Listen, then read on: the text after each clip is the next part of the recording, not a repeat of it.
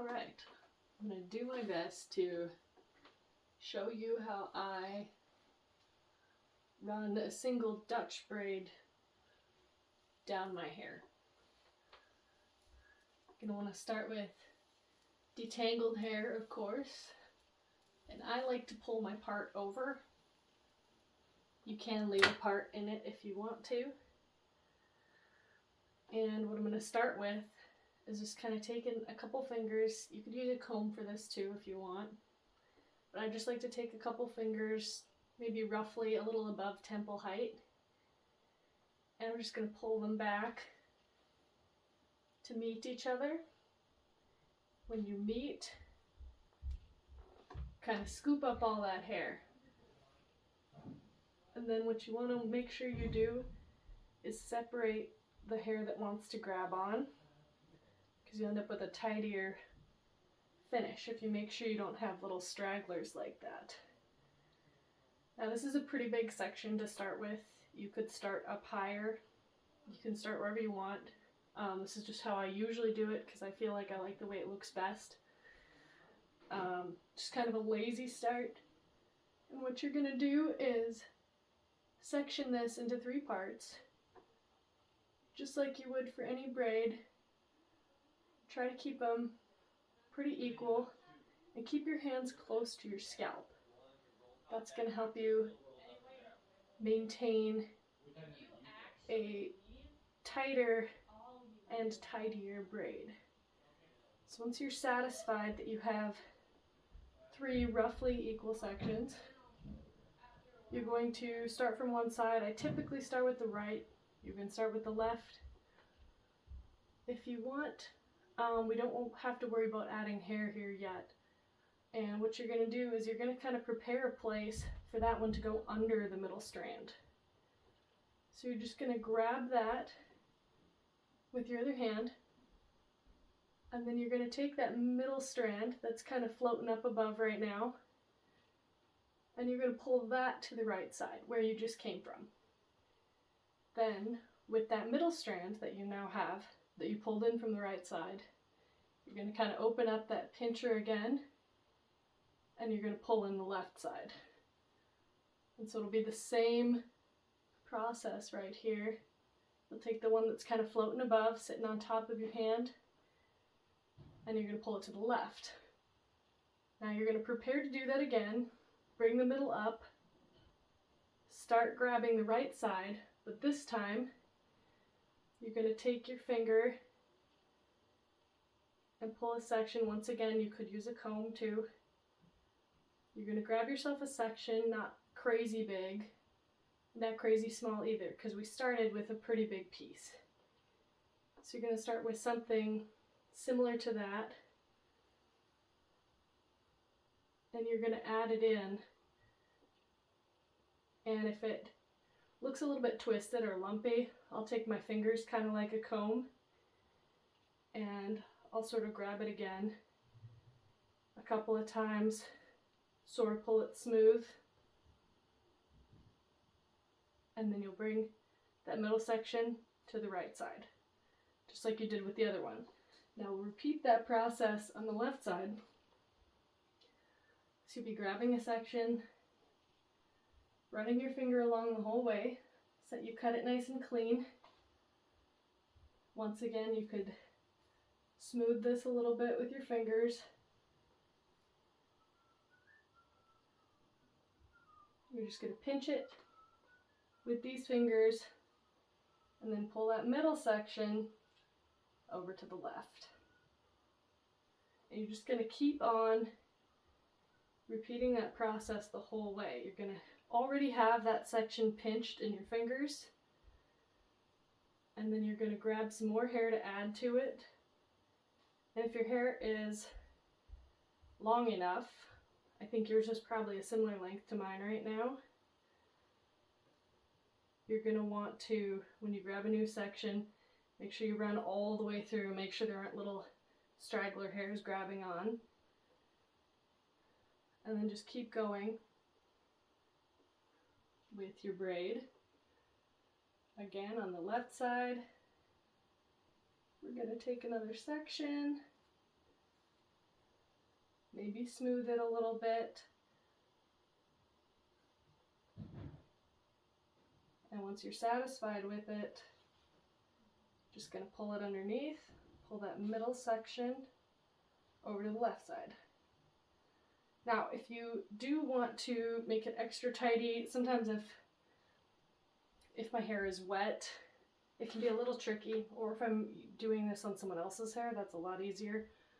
If you do want to use a comb to collect the hair to keep it extra smooth, I just kind of take the end of it and do that.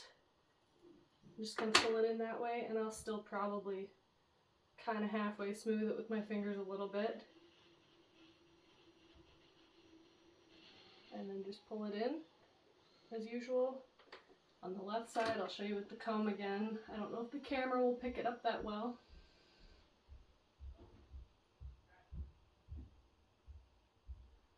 If you kind of scoop with the comb. My hair is also a little bit of a weird texture right now still from the spray that I put in it for a costume a few days ago. But yeah, you're just going to keep on pulling that in. You just keep on grabbing sections. Now at the bottom, you don't want to keep on grabbing sections that are too small. Pretty often with a French or Dutch braid, you'll kind of keep on grabbing bigger sections as you go down. But especially at the bottom, if you wait and you pull it into too many sections, you'll end up having kind of a saggy bit at the bottom. So this is where you want to start kind of thinking about, okay, how many sections do I have left? So I'm going to scoop one up on the right side, keep it smooth, pull it in, and then on the left, and I'm thinking I'll probably just grab one more section after this.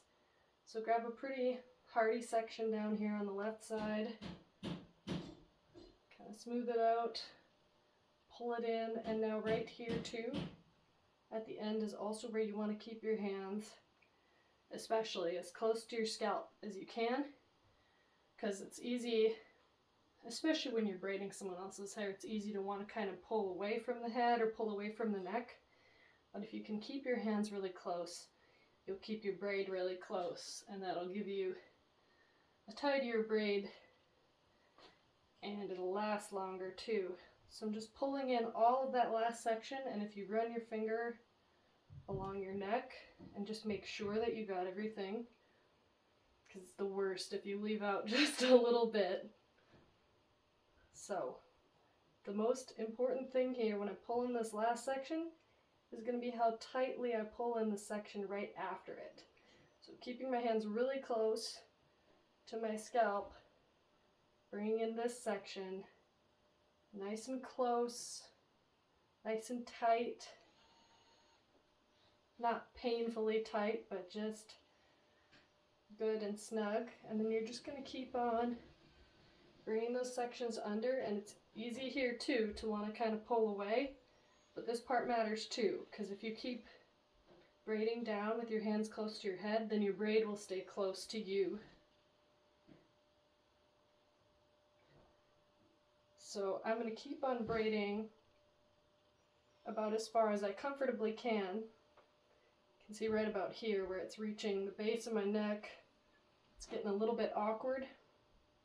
So then at this point, you kind of want to pay attention to what you just last did. So I just pulled one in from the right side, and I'm going to remember that.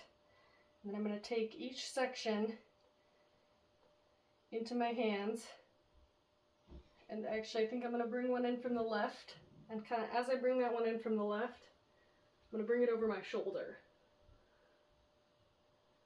And for me, I'm hoping you can see this part in the mirror. But now you have kind of a regular facing braid. And if you've got a mirror in front of you, you should be able to see you've got this one coming in on the left side. It's awkward because you kind of have to switch your hands in what you were doing before. But then you're going to bring this one in from the right. I can see just a little bit of snarl there. So I'm just going to kind of gently smooth that. And so now I brought one in from the right. cross one in from the left. And sometimes, you know, depending on the braid or the length of the hair, I'll stop when I've got a good hold on things and just run a comb through, make sure it's all smooth again. And just keep on bringing one in from the outside. If you keep your fingers nice and close to the braid, it'll maintain that tightness that we were keeping by keeping our hands close to our scalp.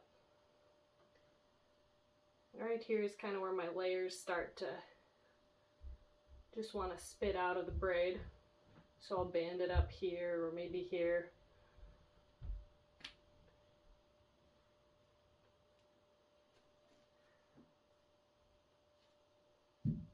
At this point, this isn't my best work. My hair also dried kind of weird today. But if you have some really minor bumps in your braid, sometimes you can take a comb and sort of gently smooth them. You'll kind of get a gauge for whether that's going to make it better or worse. Sometimes smoothing it back is helpful, sometimes it's not. And sometimes, you know, if you pull it back and there's still kind of a little loop, you can hide it away, tuck it in with a pin. But then you could take a handheld mirror with your other mirror and kind of check out the back and see how you did. Good luck.